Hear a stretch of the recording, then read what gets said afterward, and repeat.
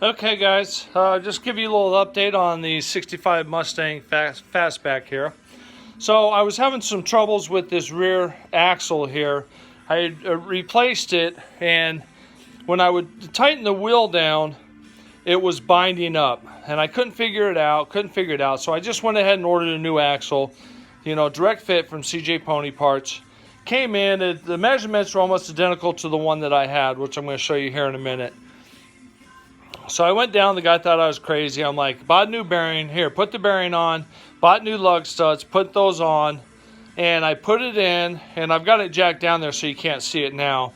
But now I got the tire on, and the thing spins. Before it was binding up, the disc, or the drum, was too far back on the old axle, or the first new axle that I bought. The drum was too far back, and it was actually resting on the backing plate, so it would not turn. So I've corrected that issue. So as you're buying parts for cars, just try to realize that, sometimes they're not going to fit. So what you got to do is you got to keep your receipts and try them. If you buy them like I did, I bought mine 2 or 3 months ago, so I didn't have the opportunity to check it until I went to put the brakes on and everything like that. So it might be advantageous to simply just buy the parts as you need them, or maybe a week or two in advance when you're getting ready to put them in. So yesterday we tried to put the engine and transmission in, and so we got it all married up, and we tried all day to get this sucker on. Well, once again, we got some aftermarket 66 mounts, and this is the left-hand side, so this one goes over in here. Now I got some new ones already, and they fit, but these would not fit. This hole right here, let me see, the hole on the bracket needed to be back to like right here. On this one here, it's either a misprint or they put the wrong bracket on for a different car or whatever. So I was able to find the new ones, and they fit like a glove. We tried to make this one fit. We did some grinding down here, whatever. So obviously I'm not going to be able to return them. So make sure you got the right parts before you go grinding, because now I've got a $130 motor mount that is basically junk. So there's really not much I can do with that.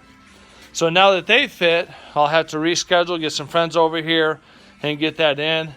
Got where we nicked it up yesterday, I got it all scuffed down and got it repainted, so that's good, ready to go. I was able to get my my master cylinder in with my power booster, got all my lines plumbed. I had a big problem with this one for this front tire, but I was able to get it, so now it's all bled out.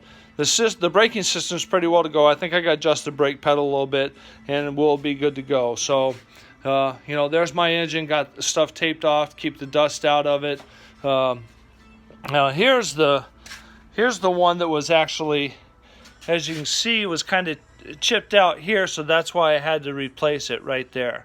So I got that one from the shop that put the bearings on. Well, this looks almost identical to the one that I got from CJ Pony Parts, but it's not. It's machined wrong. It's something, I don't know, but that place I'll never go to again. Basically everything they've done to my car, I've had to redo or purchase new stuff. Lesson learned, money out of pocket, but it's, I guess like when you're painting a house, you have to expect to have some, loss of paint in the deal. So, plan wisely, spend your money wisely. I was able to get my tires on, front suspension's done, got my springs in here. Got my shocks in here, so it's slowly coming together.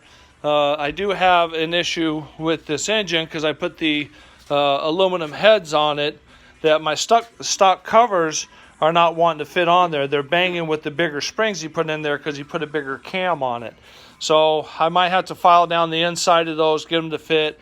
I got some chrome ones over there that You know, the guy that built the engine got them, but I think they're junk. I'll probably either sell them or I might just take them back to him, get some aluminum ones. I might get a spacer for this, use a bigger gasket, try die grinding it. There's a couple options that I'm going to try, but I need to put this in here, to see what my clearance is, because I can go with the bigger, a tall valve cover on these.